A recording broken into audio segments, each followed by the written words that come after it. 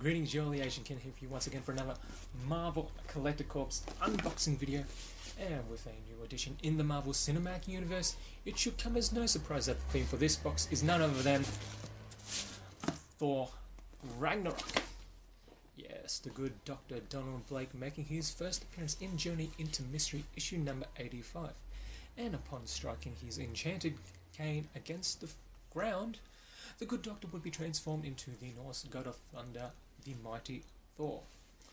And so popular was Thor that, well, unlike other characters like Iron Man, who did start in an anthology series and was then given his own title with a brand new issue number 1, that wasn't the case with Thor. No, what happened was that Journey into Mystery would be retitled The Mighty Thor, and the numbering would subsequently continue on from that. It never got restarted.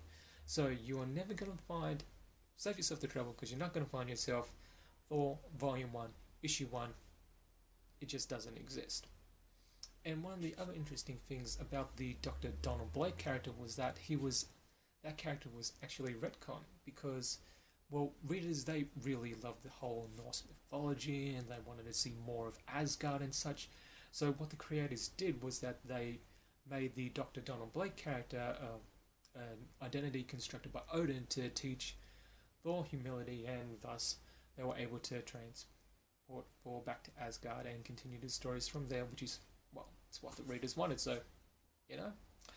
But, I can't mention Journey into Mystery without also mentioning the latest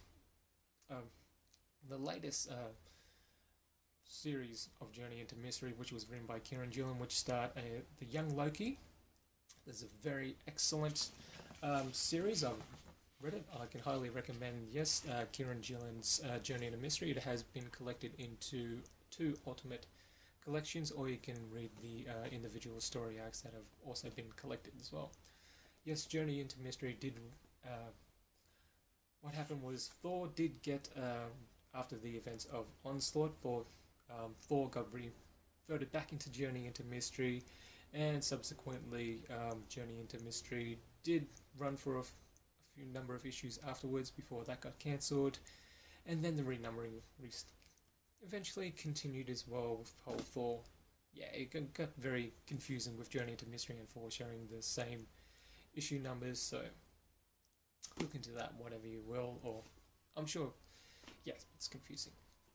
But admittedly, so, like I said, Kieran Gillen's Journey into Mystery starring a young Loki, which, the young Loki was introduced in J. Michael Straczynski's run of Thor, which was the brand new Thor title after Thor had been absent from the comic book universe for a number of years following events which happened in Avengers Disassembled Force, the Avengers Disassembled Thor storyline.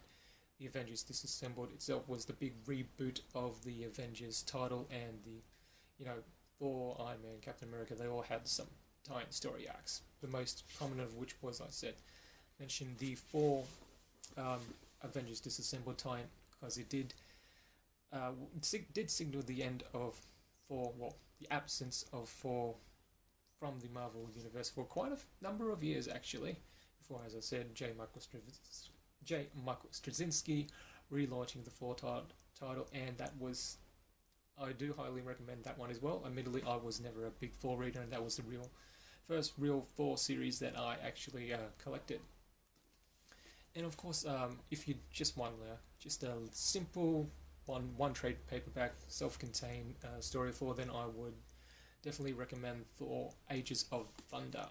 That contains like 4 issues or so, written by Matt Fraction, who subsequently did take over from J. Michael Straczynski, although I do think Kieran Gillen also did have a story arc in between after Straczynski.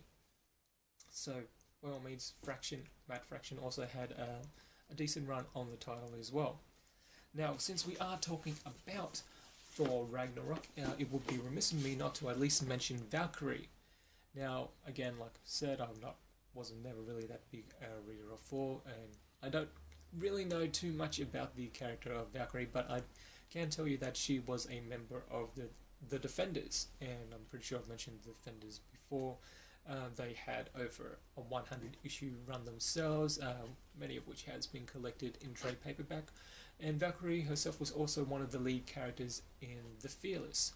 Now, The Fearless was a 10-issue limited series which pretty much took place right after at the end of the Fear Itself 7-issue mega Marvel event. The Fear Itself, was a big blockbuster event which had a lot of Norse mythology and Thor tie-in aspects to it.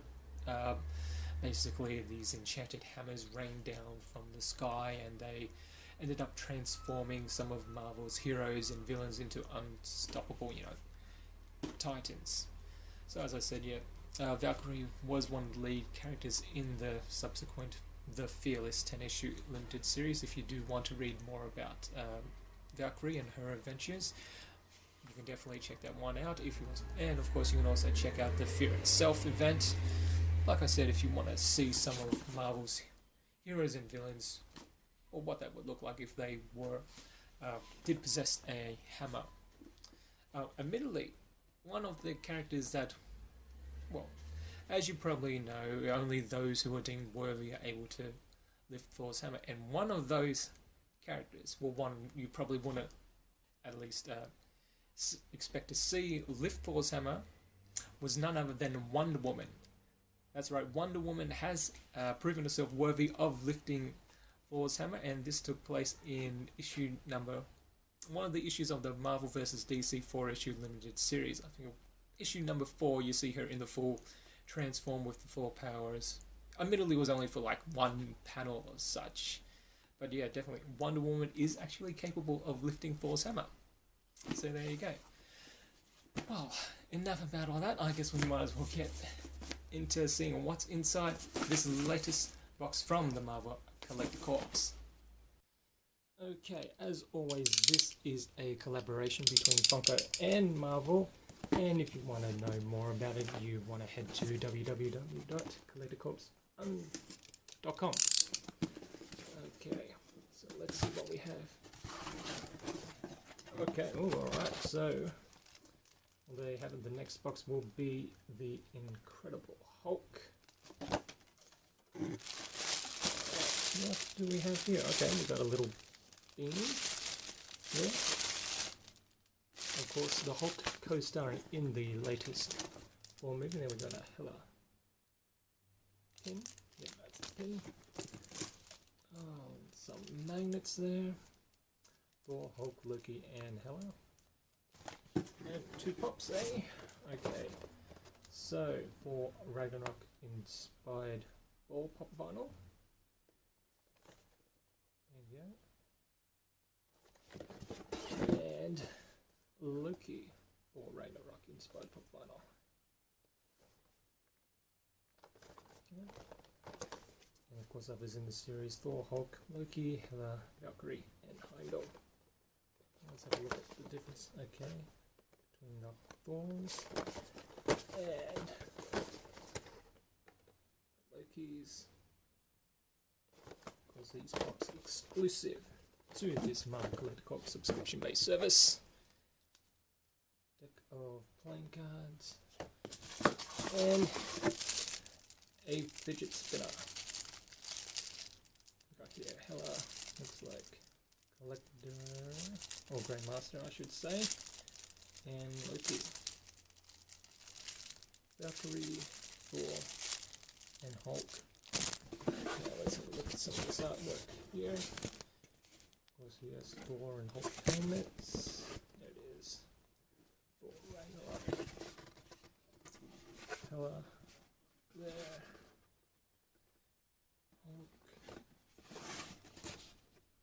Hulk fist.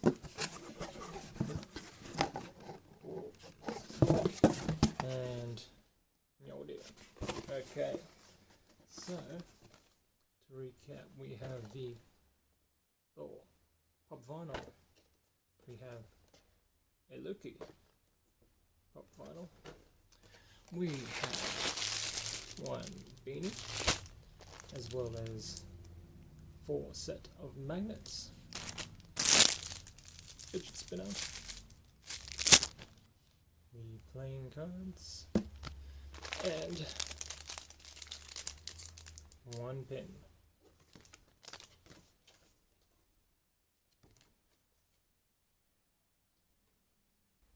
Well, there you have it. That's it for another Marvel Collector Corps unboxing video.